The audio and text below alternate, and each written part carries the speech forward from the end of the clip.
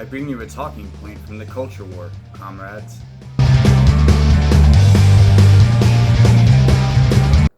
This isn't classified intelligence. It's just another story that the media doesn't seem to know how to cover. This shyness in the media has led to a particular disingenuous argument I hear now. Trump is pro-LGBT. He's trying to get homophobic laws banned all over the world. It's been a little while since the story that serves as the factual basis for this meme happened. And while it was a little sensational at the time has passed and bad actors can spin this. Because this looked good for Trump if you only looked at the headlines. Anything more would tell you the story of the absent president. One thing people often do, and this effect intensifies as time passes, is attribute all actions of a president's administration with that president. This is an example of the great men theory in action. This story comes from as far back in history as February 2019, when Trump's ambassador to Germany began to push for a ban on the criminalization of homosexuality all over the world. However, most sources are specific to note in their headlines, Trump administration, and not Trump. Well, except for one.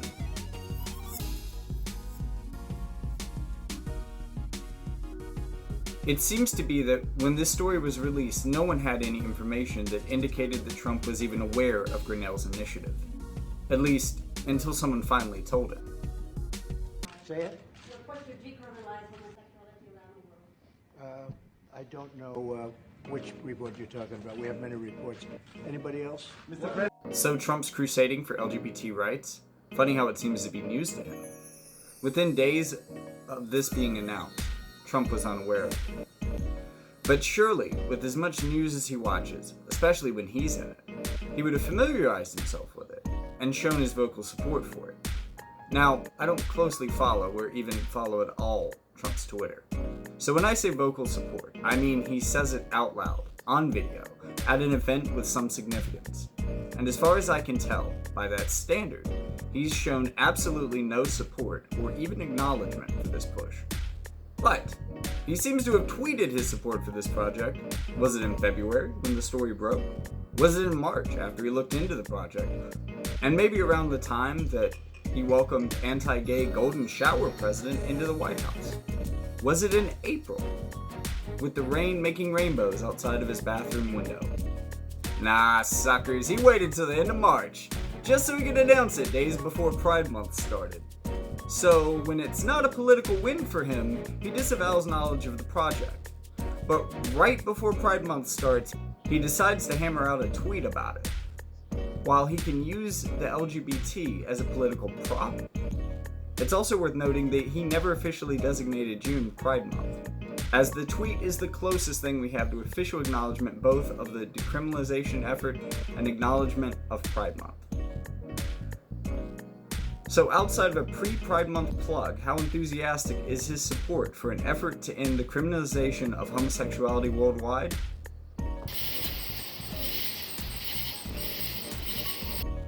Because it's hard to see him as an ally or even a proper fair-weather friend to the LGBT community. Even this story alone doesn't show any level of enthusiastic consent for the program. And for someone who's been following this story, there's little news to go on. At least in part because the White House has stopped doing press briefings on the administration's action. When combined with his horrible record on LGBT issues, it's hard to imagine that the same person who did all these things, Washington Blade, which seems to be doing a great job reporting on LGBT issues in DC, has a list of 31 actions that Trump has taken on LGBT issues in the last year, and 23 of them are negative. This was one of those 8 positive stories, and I think it's pretty lackluster. But I don't want this video to be purely critical of Trump. He could be helping this effort and just not telling us about it.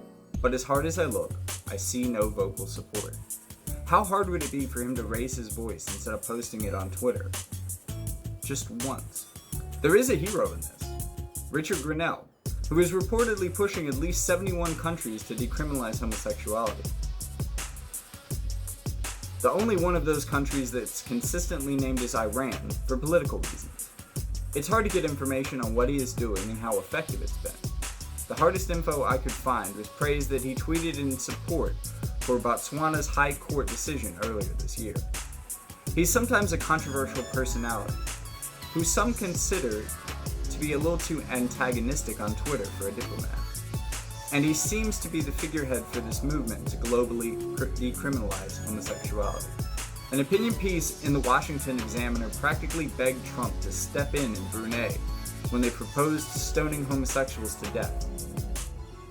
And I dug through a lot of right and center-right sources for this story, thinking that maybe they would be more generous in their factual reporting. Maybe the left was hiding something. And despite taking my search even into the right-wing opinion columns, no one seemed to have any evidence that Trump directly supports this effort other than the tweet. So ultimately, I have to conclude two things. Grinnell is a hero for championing this cause in 71 or 72 countries. And no one has better evidence that Trump even acknowledges this effort beyond his late May tweet.